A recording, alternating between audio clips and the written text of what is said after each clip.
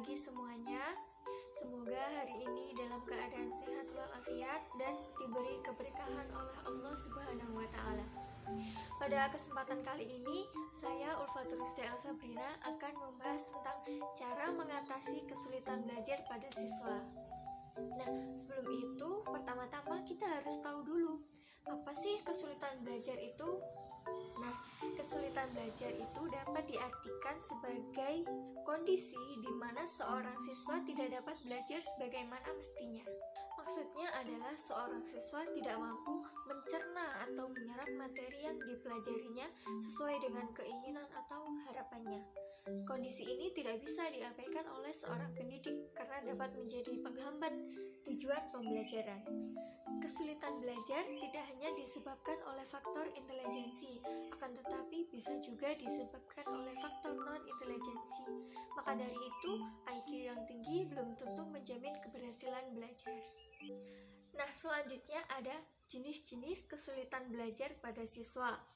Yang pertama, ada kesulitan belajar akademis, yaitu meliputi kesulitan membaca, kesulitan menulis, dan kesulitan berhitung.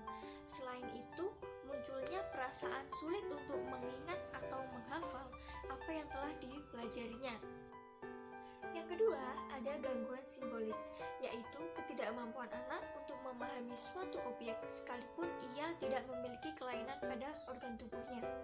Hal ini disebabkan oleh ketidakmampuan anak untuk memfokuskan dirinya terhadap suatu objek simbolik dalam bentuk gambar atau angka. Yang ketiga, ada gangguan non-simbolik, yaitu ketidakmampuan anak untuk memahami isi pelajaran karena ia mengalami kesulitan mengulang kembali apa yang telah dipelajarinya. Padahal ada pepatah yang mengatakan hafal kaji karena diulang, hafal jalan karena ditempuh. Oleh karena itu, proses pengulangan memang dibutuhkan untuk menghasilkan simpanan memori yang dibutuhkan. Yang keempat, ada gangguan sosial emosional. Gangguan ini berasal dari lingkungan dan emosi dalam diri anak. Gangguan ini berasal dari lingkungan terdekat, yaitu keluarga yang kurang peduli, sehingga tidak mendukung suasana belajar dalam rumah. Yang kedua, yaitu teman bermain dan tempat tinggal sekitarnya yang kurang kondusif. Selanjutnya, ada faktor penyebab kesulitan belajar pada siswa. Yang pertama, ada faktor intelektual, yaitu intelijensi yang rendah dan terbatas. Kondisi atau keadaan seperti ini tidak menjadi kendala untuk mencapai tujuan belajar, karena banyak alat-alat bantu lain yang bisa menolong untuk tercapainya tujuan pembelajaran. Seperti salah satu contohnya adalah alat peraga. Faktor yang kedua, ada faktor kondisi kesehatan dan fisik, termasuk juga faktor kelainan, seperti kurangnya gizi pada ibu hamil, bayi, dan anak, kerusakan susunan dan fungsi otak, dan juga penyakit persalinan. Faktor-faktor kelemahan yang terbawa dari lahir perlu dikomunikasikan oleh ahli medis guna untuk menemukan jalan terbaik dalam membantu proses belajar tersebut. Faktor ketiga, ada faktor sosial, seperti teman bermain dan lingkungan sekitar.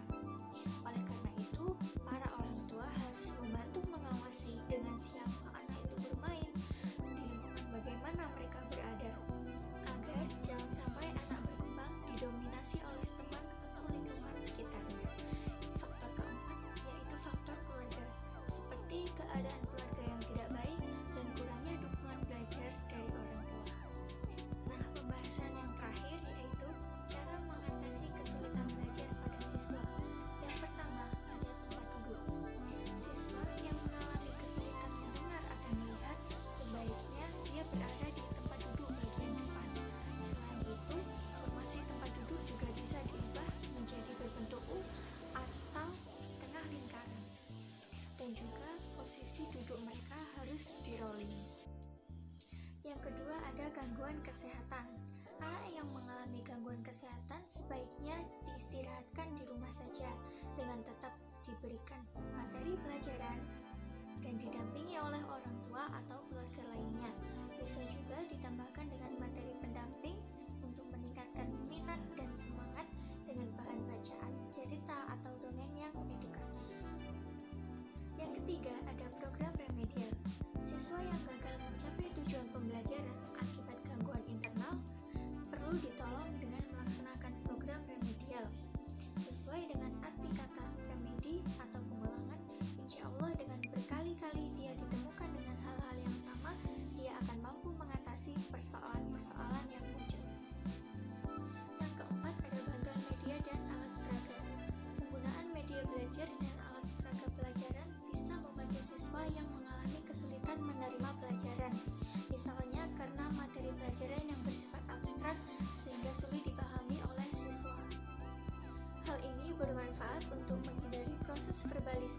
sehingga siswa tidak hanya mampu menghafal dengan lisan, tetapi juga mampu menggerakkan fungsi-fungsi motorik yang ada dalam penalarannya. Dan yang terakhir ada suasana belajar yang menyenangkan. Suasana belajar yang nyaman dan menggembirakan akan membantu siswa yang mengalami hambatan dalam menerima materi pelajaran. Bisa juga dikembangkan dengan pembelajaran outdoor. Misalnya ketika kita mengajarkan hal tawar-menawar dalam berbelanja, kita bisa mengajak anak bersama-sama untuk pergi ke pasar dan sehingga terjadi proses komunikasi antara penjual dan pembeli. Hal seperti itu akan membekas di benak mereka dalam waktu yang lama. Baik, itu tadi yang dapat saya sampaikan. Ada kurang lebihnya mohon maaf dan semoga bermanfaat untuk kita semua. Terima kasih. Wassalamualaikum